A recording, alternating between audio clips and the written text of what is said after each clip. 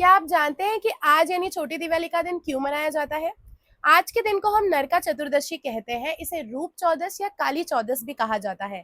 हम बड़ी दिवाली के बारे में तो ये जानते हैं कि राम जी ने सीता माता को अयोध्या लेकर आए थे रावण का वध करके। इसीलिए हम दिवाली का दिन मनाते हैं। लेकिन हम आज का दिन क्यों मनाते हैं जिसे हम नरका चतुर्दशी कहते हैं?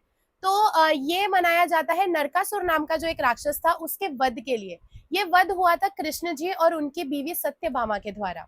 नरकासुर नाम का ये जो राक्षस था ये भूदेवी यानी पृथ्वी देवी और विष्णु जी के जो वराह अवतार थे उनका पुत्र था। ये बहुत ही बड़ा राजा बन चुका था। इसे अपनी माता भूदेवी से वरदान मिला था कि इसे अपनी माता के अलावा कोई भी और नहीं मार सकता। तो ये जो है बहुत बड़ा राजा बन गया, बहुत पावर आ गई इसके पास, लेकिन उसके साथ-साथ ये बहुत ही नेगेटिव हो गया।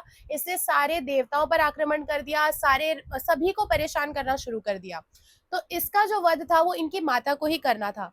तो कृष्ण जी जो थे, जब कृष्ण जी इस धरती पर अवतार लेकर विष्णु जी कृष्ण जी का अवतार धरकर आए, तो उनकी जो बीवी थी उनकी 8 रानियाँ थी, उनमें से एक बीवी थी सत्यभामा।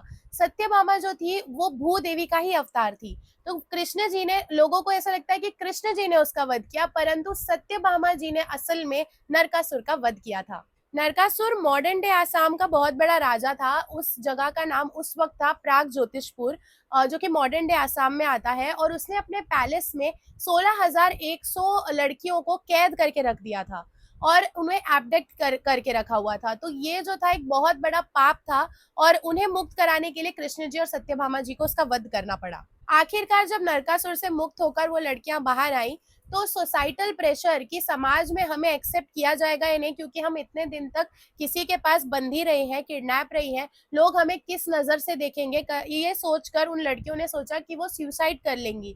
लेकिन कृष्ण जी ने उनके इस दुख का निवारण करते हुए उन्हें अपने पास जगह दी और उन सभी से शादी कर ली। अक्सर लोग इस चीज को गलत फॉर्म में लेते हैं कि कृष्ण जी की 16,108 रानियां थी, उनकी सिर्फ अष्टभार्या यानी 8 रानियां थी, वो भी उनकी शक्ति को प्रदर्शित करती है। और ये जो 16,108 टर्म है, ये एक डिवोटी जो होता है, जो भक्त होता है, उसकी भक्ति भगवान से उस फॉर्म में इसे लिया जाना चाहिए, ना कि एक शारीरिक जो शादी का बंधन होता है ह्यूमन फॉर्म में, उस फॉर्म में इसे नहीं लेना चाहिए। तो आज का दिन हम मनाते हैं नरका चतुर्दशी का, दीपक जलाते हैं चारों ओर अपने घर में, ताकि हमारे माइंड से भी नरकासुर की तरह जो भी नेगेटिविटी है, ईगो है, सिंस है, जो भी कुछ है हमारे अंदर से चला जाए और कृष्ण जी उसका वध करें। तो आप सभी को नरका चतुर्दशी की बहुत बहुत शुभकामनाएं और भगवान कृष्ण आपके साथ रहे। कृष्णा सदा सहायते।